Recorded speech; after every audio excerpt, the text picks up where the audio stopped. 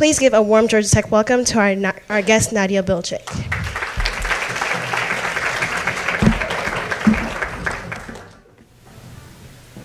So I get asked a lot of questions. People always want to know who's the best person you've ever interviewed. They want to know, is George Clooney really so sexy? What was it like to meet Nelson Mandela? But the question I get asked most, and this is whether I am speaking in Dallas or Dubai or Durban, people want to know, before you stand up in front of a group of people, or before you go live on television, do you get? That's what everybody wants to know. So how many people here find themselves before a big presentation or before certain situations getting a little nervous? So because I love being here at Georgia Tech, and because I would have never got into Georgia Tech, I am going to share my secret antidote to nerves with you. So everybody stand up.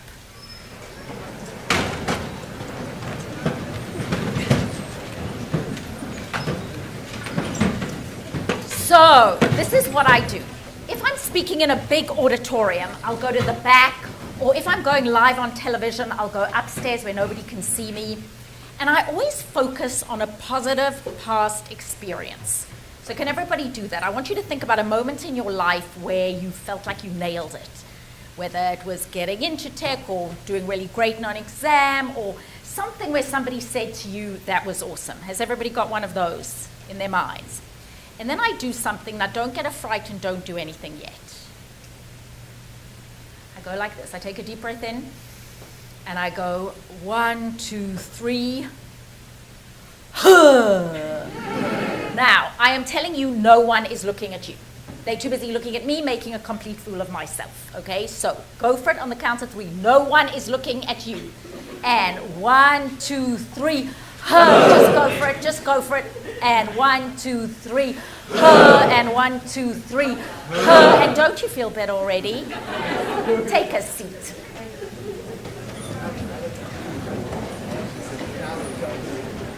So, when you think about it, you've come this afternoon to hear the speaker and you question why when there's so many other things you could be doing. So I say you came here today because you want to look at the impact that you have on every person you come into contact with. And you want to look at the impact you have on the people you work with now and going forward. So thank you for being here. For those people who didn't come, they have definitely missed out because you set yourself apart by saying, do I maximize the impact I have on everyone that I actually interact with? And when one thinks about a brand, and we're here to talk about the concept of branding, a brand for a company or a product is like a reputation for a person. So what are we here to do to maximize the impact that your brand or your reputation has? So let's take a moment, and I'm going to ask you for a lot of participation here. When you think of well-known brands, what comes to mind? Nike. When you think of Nike, what shows up in your mind? Check mark. Right, the check mark. And just? Do it. Okay, thank you. Lay. What other well-known brands? Apple. When you think of Apple, what pictures come to mind? In other words, what words, experiences, and images do you associate with Apple? Innovation. When you think of Georgia Tech, so when I think of Georgia Tech, I think all of you must be super smart because it is not easy to get into and it is not easy to graduate from. So I immediately in my mind, when I hear, and I do a lot of work for Coca-Cola and Home Depot and Porsche, and when I hear that someone in one of my sessions is from Georgia Tech, I make an assumption that they are highly intelligent and very capable because that's the brand that I associate with Georgia Tech, right?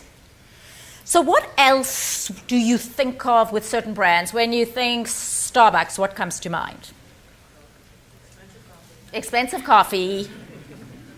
But the point I'm trying to make is with these brands, it creates a picture in your mind the minute you say it, right? So when you think of a successful branding program creates in the mind of the prospect the perception that there's no product on the market like your product. Now, my daughter is now 24. When she was 12 and we first came from South Africa to Atlanta, she insisted that buying a pair of True Religion jeans was absolutely critical to her life at $125.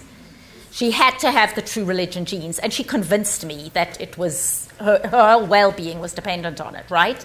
So think what a brand actually does. Now, when you think of examples of individuals, we've just watched the Super Bowl. Who in the Super Bowl, when you think of them, has branded themselves? The Patriots. Which individuals there? Okay, when you think of Tom Brady, what picture comes to mind when you think of Tom Brady?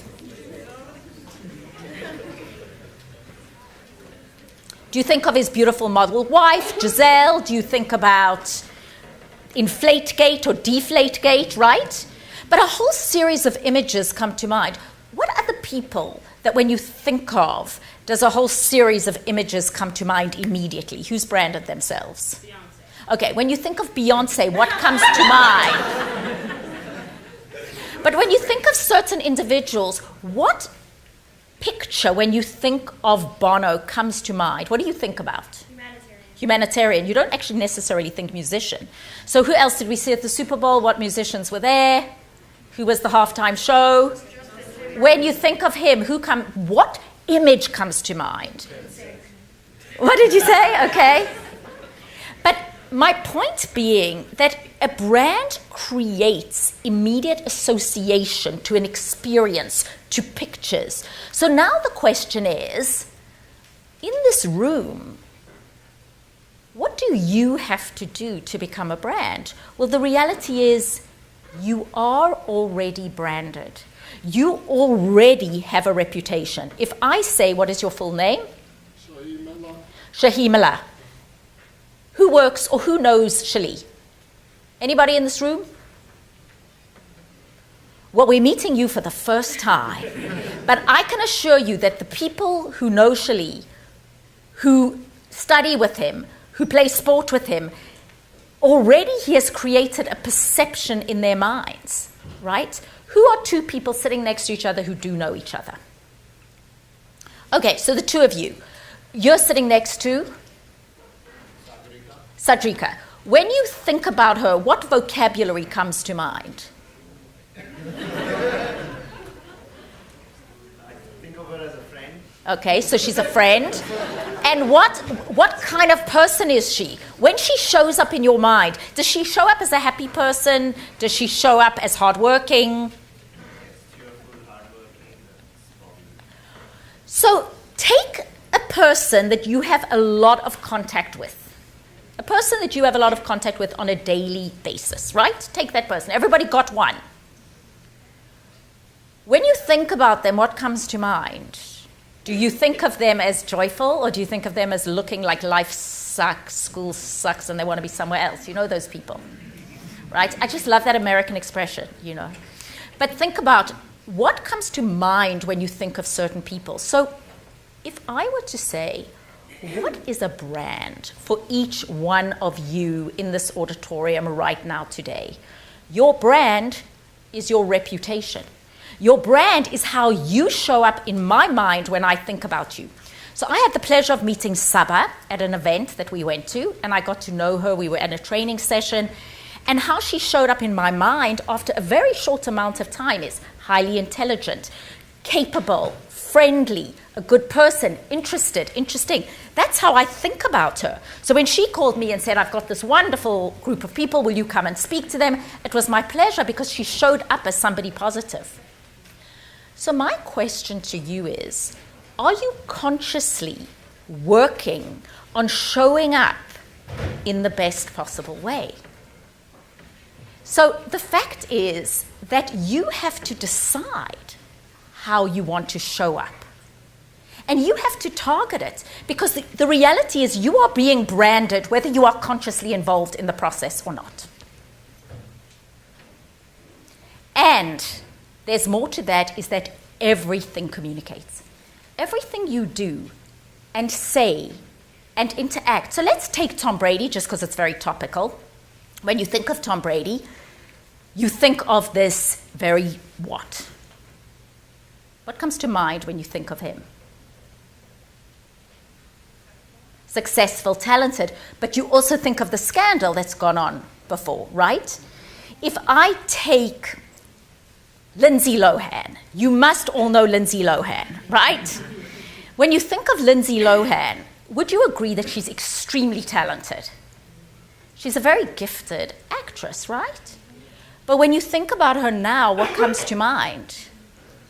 Debauchery, slightly drunk, often drunk, perpetually drunk. But so what I want to reiterate to everyone in this room today is that your brand is made up of how you show up in every interaction. Now, you can't walk around with a label that says, hello, I'm, what's your name? Sarah. Okay. Hello, I'm Sarah. I'm highly competent. I'm very good at what I do, and that's my brand. That's not how it works. You know, Coca-Cola's brand is taste the feeling, and Home Depot's is more saving, more doing. But a person can't walk around saying, hello, I'm taste the feeling. Your brand is actually experienced interaction by interaction, moment by moment. What you say, how you say it.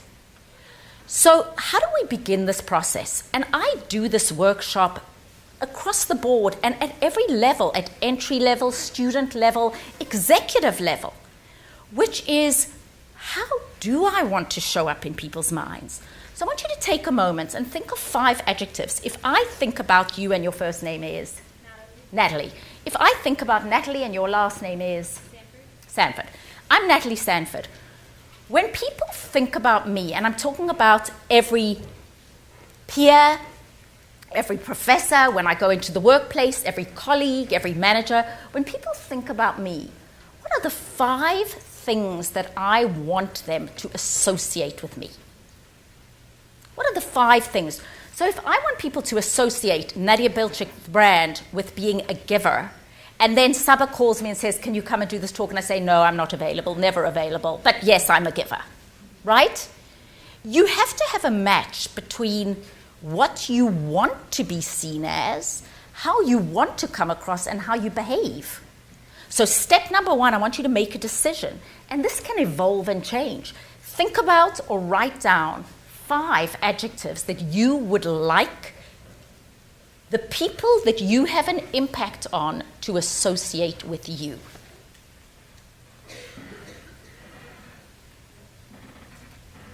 Five adjectives, 5 experiences.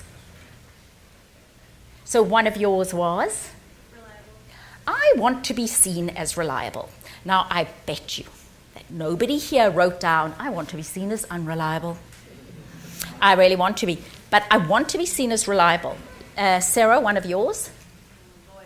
I want to be seen as loyal. That is one of the pictures I want to come to mind when people think about me. What was one of yours, Natalie? I want to be seen as trustworthy. One of yours? Positive. I want to be seen as positive. So if I want to be seen in a certain way, the next step is, what experiences am I providing to enhance my credibility and visibility? So if I want to be seen as loyal, once again, I can't walk around and say, hello, I'm Natalie, I'm not loyal.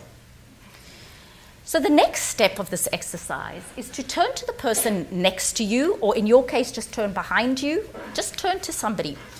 And I want you to share one experience that you have provided that reinforces the quality you want to be seen as. So I still work as a producer at CNN every Friday, Saturday, and Sunday. One of the things I want to be seen as is having initiative. So on Sunday morning, what happened? Who remembers what happened early on Sunday morning? Super Bowl happened, yes, on Sunday, a bit later, but anyone who woke up early enough to remember what was breaking news on Sunday morning?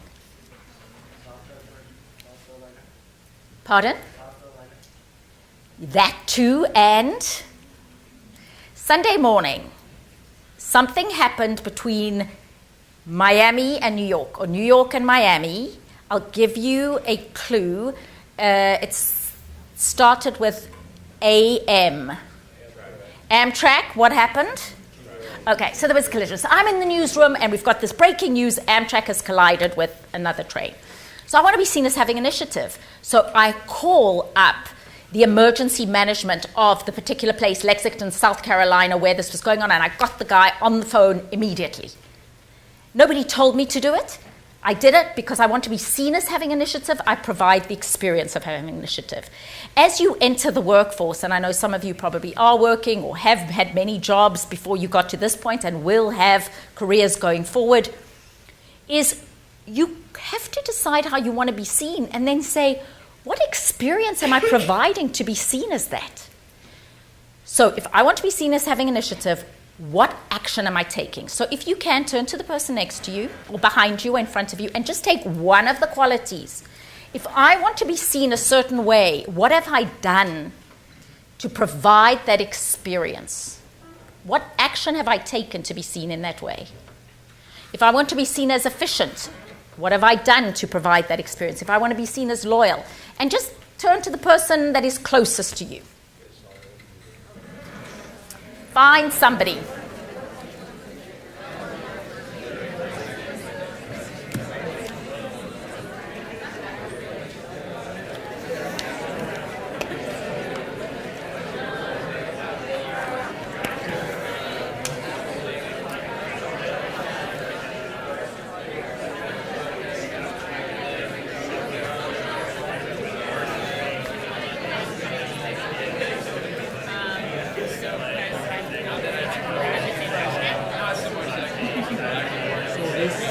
I joined a couple clubs, yoga and meditation, because I want to be seen as positive, and I just learned a bunch of stuff in there, like I'm trying to smile more often. How do you spell your name? Just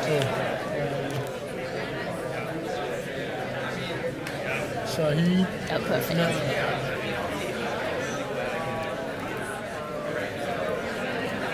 And your name is? Annabelle. You are? Courtney. I'm a mechanic.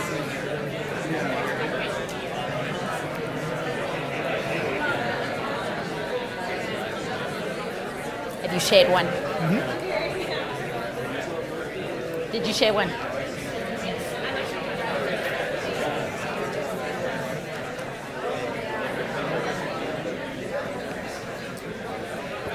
Okay, ladies and gentlemen, has everybody shared at least one experience that they have provided? Now, what's so fascinating to me is sometimes people want to be seen in a certain way, but they don't provide the experience. So that's incongruous. There's a delta, there's a gap there. So I ask you, throughout your lives and careers, personally and professionally, make a decision. How do I want to show up? What kind of coworker, what kind of employee, what kind of friend, what kind of person do I want to be? And what this does is it really dictates your behavior. Because sometimes it will be 4 o'clock on a Sunday morning and my executive producer will call me and he'll go, Nadia, I need you to come in.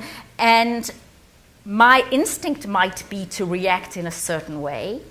But because I am so sure about how I want to show up, I will say with pleasure, or I'll be there, or I'll act in a very dignified way because I want to make sure that my brand is congruent. Now, none of us are perfect. People make mistakes. How you react to making a mistake is part of your brand. So if you start thinking about the fact that your brand is determined by every action, verbally and non-verbally, how you deal with conflict, how you show up, how you apply yourself to situations, then you start looking at yourself very differently and saying, is the way I'm about to respond to this email, who's ever got an email or a text that makes them want to do that? Who has responded by doing that? All I ask you to do from this point onwards is to press pause and just say to yourself, is the way I am going to react in harmony with the overall way I want to be perceived? Does it fit the overall way I want to show up in people's minds? So I go back to the fact that everything you do and say communicates. So if we were to look at it in its entirety, there's your physical presence. How you show up, it's not only how you dress, which obviously is important.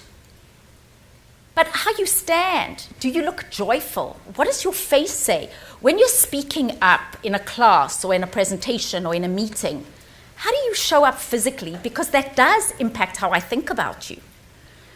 Your virtual presence, the famous, have you Googled yourself lately? What shows up when you Google yourself, and is your email, is your text? So, famously, when I started teaching personal branding, I used to say an email may take a day or two for someone to respond. A voicemail might have been sooner. But what is the form of communication that is now immediate is, if I want to reach Courtney or Shahid immediately, what am I going to do? Calling. Who answers their phones? Let's be honest. I'm going to text. So if you're texting, and I don't know how it works here at Georgia Tech, but if you're texting someone in the professional world, I text a lot of the guests that I book on CNN. I make sure that I always say, hello, it's Nadia. Because when people text you and they say, hi, it's me. Or, so I'm just saying, apply this to every aspect of your behavior, your conduct, your professional presence. And then we have your interpersonal presence, dealing with conflict, and your social presence, your ability to network and build relationships. And obviously, there's consistency, skills, knowledge, honor, and integrity. That all provides the basis for your overall brand. Central to that is your attitude and your skills and your self-awareness. So when you think about your physical presence, just take a moment and you can shout it out. Is what about one's physical presence do you think enhances your overall brand, and what can be a detractor? And obviously, this depends a lot on what environment you're in. What is an enhancer? What is something you can do to come across physically in a positive way? Okay, good posture. Now, is good posture a verbal, a non-verbal, or both? Non-verbal. What would be another positive? Smile. Just smiling. Is smiling verbal, non-verbal, or both? Okay. Well, smiling is not what someone says, it's how they say it. And I'm not saying that you all have to walk around like you're on crack, but it's more like a sense of joy. Do you have a sense of joy about your interactions when you show up in my mind? Like Shahid, you were saying one of the things you're trying to work on is? Being seen as positive. Is being seen as positive. Now, did you ever get feedback that you weren't? No, but it's just something you're working on because you understand that there's a certain importance to that. I mean, think about people you know. What else? What else in terms of one's physical presence is an enhancer? Oh, you have the mic right there. Excellent. Pass it on. Who would like to tell us? Eye contact. Is eye contact, when you're meeting somebody or talking to them or shaking their hands, is that a verbal, a non-verbal, or both? It's a non-verbal. What else in terms of you're going for a job interview? What is your physical presence? What matters? Obviously, the way you. Okay, so what's a positive in terms of dress? Clean. I mean, it sounds obvious, but yes. I say something about dress, and think about this. The more formal you want to look, the more SPF you need. So what is SPF? Structure, proportion, and fit. So if you're walking into a very formal business environment, you want to wear a structured garment. So what do presidential candidates wear? With? Right. If they want to look more casual, what would they take off to still give them structure, proportion, and fit? The tie, because the garment's still giving you structure, proportion, and fit. So again, it's the more formal you want to look, the more structure, proportion, and fit.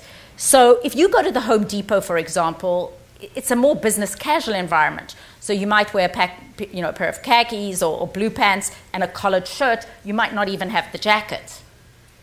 But a collared shirt is a step up from a T-shirt. So think about that. Do your garments, when you're going for a job interview where you're working, give you a level of structure, proportion, and fit? Now, I try and stay very casual so that I can move, but I've still got a garment that gives me some structure, proportion, and fit. But if I was giving this presentation to formal banking executives, I'd wear a more structured garment. So SPF, structure, proportion, fit. What detracts when you think of physical presence, giving a presentation, speaking up in a meeting, speaking up in a class? What detracts? Playing with your hair, fidgeting. Is fidgeting verbal, nonverbal, or both? So the point I want to make about this is how you show up physically is both what you say, but equally it's the nonverbal. In fact, there was a Professor Mehrabian at UCLA University, and because you've got the mic, won't you read that to us?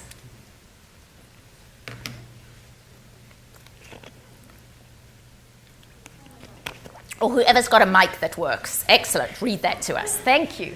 Okay, so enhancing physical presence, 7% of the way a message is received is composed of actual words we use, 38% is communicated through the tone of our voice and voice inflection, and 55% comes from our body language, facial expression, and dress, etc. Now, Professor Mehrabian was at UCLA University. It's about a 60-year-old study. Thank you. Yes, warm round of applause. Appreciate it. Thank you. And what he wanted to prove was that there was so much power in nonverbal. So I'm saying when you think about your brand, and you think about your reputation, you think about how you show up, think about the nonverbal as equally important. For the purposes of my training and my workshops and my sessions on executive presence and presentation skills, I like to think of it as 50-50. 50% content, 50% delivery. And the analogy I draw is that of a rocket launch. Can anyone in this room think about why communication is like a rocket launch? Yes? It could be very successful or it could go really wrong. Okay, hand him the mic so everyone can hear. It could be really successful or it could go horribly wrong. True. Anybody, any other ideas of why I draw an analogy to be indelibly printed in your mind between a rocket launch and communication? Thank you. Because most of that rocket is going to fall away. Most of the rocket is going to fall away. Anybody, anything else? Yes, over here. Because you're initiating something that could lead to bigger things. Oh, I like that. All of those and. In a rocket launch, what I see is I see the rocket part, the payload, and I see the propulsion. So I think of them working together. So if you think of all your communication going forward, what you say is the rocket. How you say it is the propulsion. But if you have a perfect payload, perfect rocket part, and you have faulty propulsion, 5, 4, 3, 2, either won't take off, it will die. Equally, you can have the opposite. You can have the most perfect propulsion and a faulty rocket. It won't take off.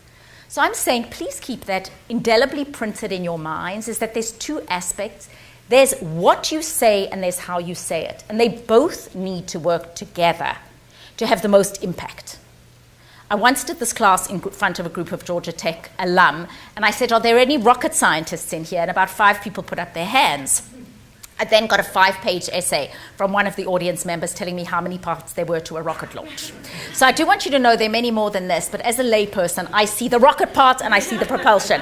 I see content and delivery. So please be very aware of both the verbal and the nonverbal. And delivery, delivery, delivery. Eye contact, body language, demeanor, and also vocal inflection. If I say to Shahid, we've got an issue, it's very different to Shahid, we've got an issue.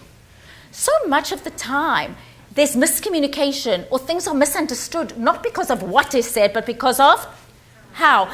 And in person, we've got vocal inflection and pause and facial expression. Over the phone, your voice is the verbal and the nonverbal. But in text and email, those words are verbal and nonverbal. So do we choose them carefully? So the other part of your brand is to maximize your impact one relationship at a time. The ability to connect, have real conversations, and have collaborations. And networking really is a critical part of your overall brand. So I'm going to ask us, if the ability to light a fire, which is to feel good about yourself, show genuine interest, relax, and engage with energy, excitement, and enthusiasm is critical to your overall career success, what actually stops us? What stops us? What stops us? Yes, sorry. If that happens when you're giving a presentation, you just pretend that it didn't. You explain what happened and you carry on. So there's an element of fear. What if I reach out to somebody and they reject me, right? That's not a good feeling. So I'm saying part of your brand is the verbal and the nonverbal. Part of your brand is behaving in a way that is congruent with the overall way you want to be perceived. But part of your brand is also your ability to connect with others. And I say what stops you. So on that note, can I have 2 volunteers, please? Well, there are 3. Can I have all 3 of you? Please come along. Okay, 3 volunteers. Who is feeling terrible that they didn't volunteer and should have? Come on. Okay, come and stand right up here, please. Okay, so we have 4 excellent volunteers. Thank you. We have Arjun. Shahid. Courtney. Dan. Okay, who in the audience is very grateful that you haven't volunteered? Okay, you know. Okay, so now what I'm going to do is for our 4 volunteers, you each get a copy of a book. Okay, you get big networking ideas, maximize your presence, and maximize your presence. Now I'm going to ask you all to sit down. Okay. And you're going, what was that all about? All that was in the moment that I said, can I have 2 volunteers? Actually, it took a beat until all 3 of you simultaneously put your hands up. And by the way, that is the same feeling that you get when you think, I should reach out to so-and-so. I should network with so-and-so. I should connect with so-and-so. But you know what? I'm not going to because it's uncomfortable. Now, there are times in our lives where it's very critical that we experience that discomfort. I mean, if there was a fire right now, it would be critical that we ran away and that Shahid put it out, right? Fight or flight. So there are times where you've really got to listen to the fear. But I'm saying that part of all of our journeys, and especially at this stage of your lives, is the ability to say, I need to be proactive. I need to network. I need to build relationships. That's critical to my overall brand. And I'm not going to let this be the thing that stops me. Because very often we describe fear as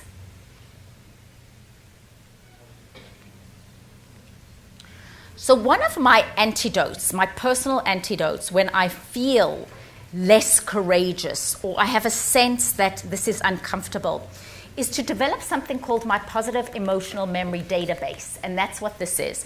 It's a series of positive past experiences that when I'm feeling a little less comfortable, or if I think, should I reach out to that person, I play something called my positive emotional memory database. And what that is a series of positive past experiences that when I think about them, validate me and remind me that I have permission to connect with that individual. So I'm asking each of you today to think about what's going to go on your positive emotional memory database. What are the moments in your life? That's perfect timing because it's probably just 4:10 and time for me to 5:10, right? Is it 5:10? Okay. Excellent, because I want to get your thoughts and ideas and various other things. I thought he set the alarm for me. I was thrilled. So I want you to think about what experiences have you had that when you are feeling less confident or less comfortable, that you can recall that gives you a sense of ease and comfort. So I also want you to remember that moment when I said, can I have a volunteer? What went through your mind? And very often that's just a gut feeling. Whereas if you had to intellectualize it, I'm a professional, this is a professional environment, what could I possibly ask you to do that was so bad? So sometimes we really need to override that fear and that discomfort to do the things that we need to do. So finally, as we said, false evidence appearing real. Don't underestimate the power of your virtual presence. When you link in with somebody, do you have a complete LinkedIn profile? And do you customize your connection? So obviously, if I am on my LinkedIn today and I get a Georgia Tech person, I'm going to say yes. But if you're reaching out to somebody that you haven't spoken to for a while, write them a note, or somebody that you'd like to, and then say what you have to offer them. So customize your online networking. Because obviously, the way we appear online and the way we conduct ourselves online is as critical as to how we do it in person. So I have a few more things that I want to say, but this is a good time to hear from you. So we have the mic. In terms of your overall brand, in terms of how you come across, in terms of other thoughts, ideas, what questions do you have, or what would you like to add? Just wonder, when it comes to having a presence and acting out a way that you want to act, but again, sometimes you're not feeling great, or you have to fake it out for that time. What's the difference between, I guess, having that branding and just faking out through life? That is a very good question. So I'm saying that your brand needs to be consistent, and you need to decide how you want to show up. And part of that is to be authentic, but what if you are not feeling like that? So, my advice and guidance on this is you have to develop a deep level of self-awareness. The self-awareness that can monitor yourself and say, you know what, today I'm actually not feeling great and things aren't going great, so I'm aware of that. But is my projecting that going to sabotage something? And sometimes you need to act up even if you're feeling down. That doesn't mean you're not authentic. There are days that I'll be going on air or about to give a presentation and something's happened personally, or you're just not feeling great that day. But sometimes you've got to have the discipline to say, and that's, by the way, when and I'm going to go back to this, my positive emotional memory database comes in. And I found it incredibly useful. There was a period when I first arrived at CNN from South Africa in 1997, and I was doing an overnight shift for the CNN airport network. Has anybody here ever done an overnight shift? Once again, it sucks. So the next day, I got a call from the then head of the CNN airport network. Now, what had happened during my overnight shift is I'd had probably a 4-minute nap in the CNN makeup room. And the next day, the then head of CNN airport network called me and screamed at me. He said, "You're not allowed to nap in the makeup room, and do you know everyone in CNN is talking about you?"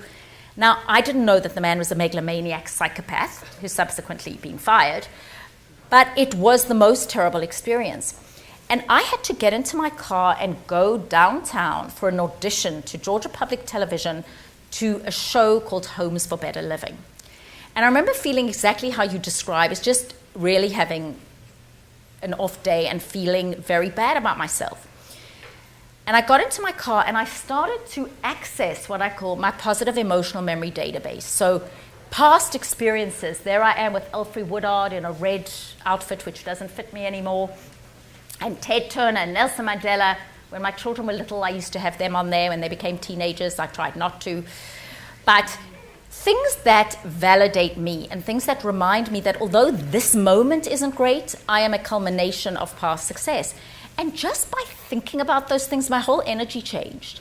I went from being depressed and feeling worthless. I mean, you know how somebody has the ability to annihilate you in that moment? And I went, Nadia, this is one experience. You are resilient. But I also knew that if I walked into that interaction and told them how depressed and sad I was, I may have got their sympathy. They were nice people. But would I have got the job? Probably not. So there's the discipline to be able to say, I need to have a certain level of positive energy because, and I did get the job, by the way. Homes for Better Living did air, the pilot aired. But I often think back to that there are days where you're naturally feeling it.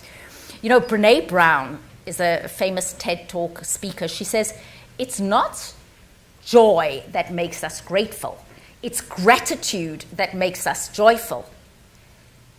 It's not joy that makes us grateful. It's gratitude that makes us joyful. And I often think that we have to have the discipline to say, we are walking into a professional environment and a certain expectation of us is required, right? We know that.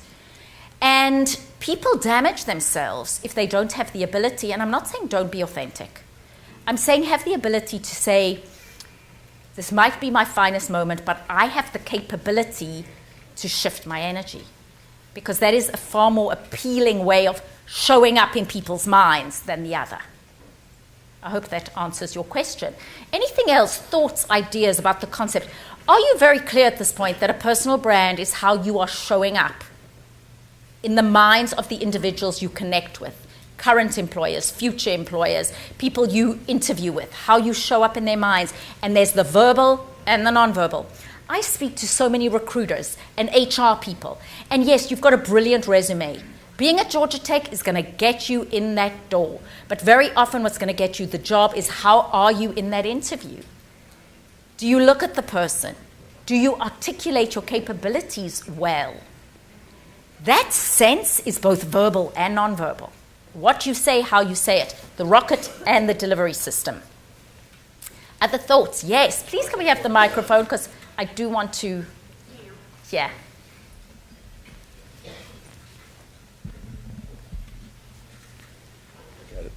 I guess most of us have positive as well as negative emotional memories. And how do you block out the negative ones when you're prone to begin to go down that path? Thank you for asking that. So there's a lot of scientific brain research around this. And what the data shows us is that positive thought, I'm going to put it simply, is more like Teflon. And negative thought is more like Velcro. For whatever reason, we can remember difficult things very often more than the positive. So what I have done through the years of practice in this area is created a positive emotional memory database that is so often referred to in my mind. On my way driving here today, I'm going, what are the things I can reflect and recall that reinforce? So you're actually creating a new neural pathway in your brain. So I sometimes even have a physical reminder. If I'm walking into a room and I know there's going to be, I recently spoke at the Employee Relocation Conference and it's 1,500 people. I literally, before the event, list all my positive past moments. I might even have all of you in this moment in my mind think, what a great day that was, what a wonderful group of people.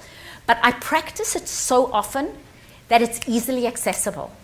And the other thing that I do is I practice something called thought stopping, which is a powerful thing to do. So as your brain goes, and I was going to say, my new book is called Own Your Space, and the first chapter is Own Your Headspace, so it's very relevant. So as you start thinking about, I'm not good enough, do I have a right to be here? All the negative dialogue that does take place from time to time, right? Actually, the ability to say to yourself, okay, feel it, stop, and then replace it with another thought. What have I done well?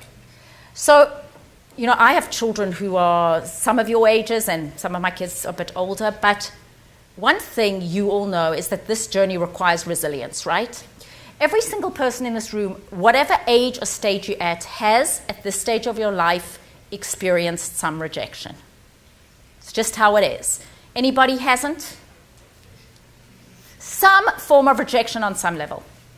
In the networking book, there's actually a study that shows rejection is experienced in the same part of the brain as physical pain.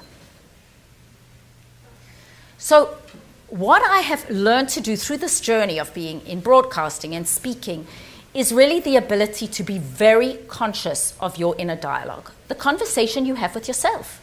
Now, I'm not telling you anything revelationary, am I? You know this. But do we practice it? Practice. So often in presentation skills training or executive presence, people stand up and for a moment there's that sense of, who am I to be delivering this information? So what I want to share is from this day onwards is be very conscious of the messages you send yourself and be very conscious of the inner dialogue and build that positive emotional memory database moment by moment, day by day. And think about it often so that becomes the neural pathway, that becomes the go-to. And not the negative. Not that we won't ever experience the negative, but this overshadows it in terms of, think of it as a highway. You're just driving this highway more than the other. Any other thoughts, ideas? So helpful. Let's have the microphone.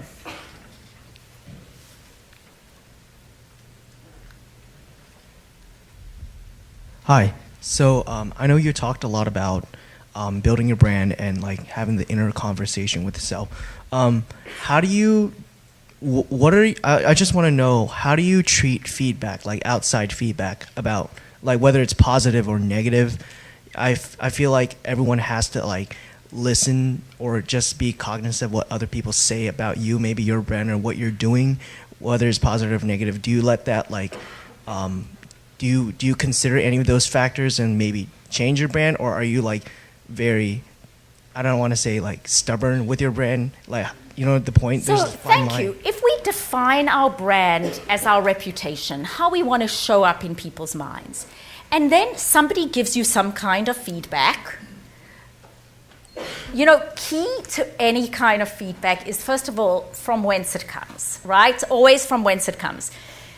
There's a famous philosopher called Varela. He says, we see the world as we are, not as it is. We see the world not as it is, but as we are. So people are giving you feedback. So first of all, in the corporate world, anytime anybody gives you feedback, 2 words. Thank you.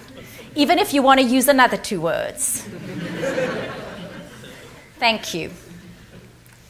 And then ask yourself, is this valid? If I had one wish for all of you, I wish I knew when I graduated college and I was at college, I wish I knew that you shouldn't take everything so personally and you shouldn't make assumptions. I wish somebody had told me that. I wish somebody had said that so often you interpret something one way and it isn't that way, right? Because when you really think about it, you reach out to somebody, they don't respond. You think they don't like me, they don't think I'm good enough, and you create a whole negative story in your mind. Meanwhile, they could just be having a bad day, or something's going on with them. Now, we know that, but do we practice it? So to get back to your thoughts around getting feedback, the ability, it's hard to get brutal feedback. It hurts. It's painful. But the ability to say, thank you, and then look at it in context and say, is this person telling me something from a positive point of view, and is it something that I should internalize and hear back? Because accountability, the ability to look at yourself honestly and take ownership, should be one of those cornerstones of everybody's brand. So the ability to look, and then, but to not let it destroy you. You know, that's the thing. You know, I heard another brilliant quote the other day, that you are educated when you have the ability to listen to anything without losing your self-confidence or your temper. That's hard to do. But I would say, where is this feedback coming from? And then look at it. Another line that has really helped me through my life and career is this one. Assume positive intent. So if somebody's giving me a feedback, assume positive intent. They really do want to help me. Because that shifts demeanor as well. And I'm sure we have many professors in this room who have lots of insight on this. So feel free to add, anybody who would like to. Last thoughts, ideas from you. One thing that we didn't get into that is something about your brand is the ability to articulate your brand. The ability when you go into a job interview and say, this is what I'm good at, and then bridge to an example. And I ask you to practice that. Think about, and it can be something you've done at school, something you've done in one of your part-time jobs, whatever it is the ability to say to somebody, these are my skills, give an example, and then say how I can be a resource to you. You were going to say... Sure, I think you touched on it a little bit and just added a little bit more, but in cases where those nonverbal cues are not available, for example, in a phone interview, how can you make yourself stand out and be memorable? So think about this. In a phone interview, you don't have facial expressions, smiling, and often you may have someone who's fairly distracted. So, and I'd love other thoughts on this. What I tend to do, because a lot of my business is conducted over the phone, is I pause a lot to check in. So I don't just speak, because the tendency is to just talk and talk and talk and talk and talk. So I'll say a sentence, and I'll have a slight inflection at the end. So let's say I'm saying, one of the experiences that I think makes me a good candidate for this job is something I did. Does that make sense? And let them respond, because that gets them into active versus passive mode, and also ensures that there's some level of participation. And obviously, I'm sure you've heard the one of, if you're speaking on the phone and you want to have energy, stand up and smile. Does your voice sound like you are flatlining, or do you have some energy? How you greet, how are you? So just bear in mind the same things that I would say if you were giving a presentation. A certain level of vocal energy, if there's more than one person on the phone, if you need to identify yourself, but make sure there's a smile in your voice. And that often comes from standing up and not being crunched down. Energy is critical. You know, energy is one of the most powerful nonverbals. So I'm not saying, and what's interesting in this room is you might have Shahid, who some people have a more magnetic energy, which I would say from meeting you, you have. Who was the lady who introduced me? Annabelle. Annabelle may have a more dynamic energy, or many shades in between. There's not one way of having presence and having a brand. Some of you in this room tend to be more comfortable in the role of observer. Some people are more extrovert. But check in with yourself and your level of energy. Because a certain level of energy is contagious. You don't want to sound like you are bored. Somebody asked me the other day, who was the worst interview I've ever had? And I said, Claire Danes. And they said, why? I said, because she sounded so bored. I've interviewed George Clooney and Tom Hanks and Anthony Hopkins and Morgan Freeman, and they didn't sound bored, but she sounded bored. Any other thoughts, last ideas before we wrap up?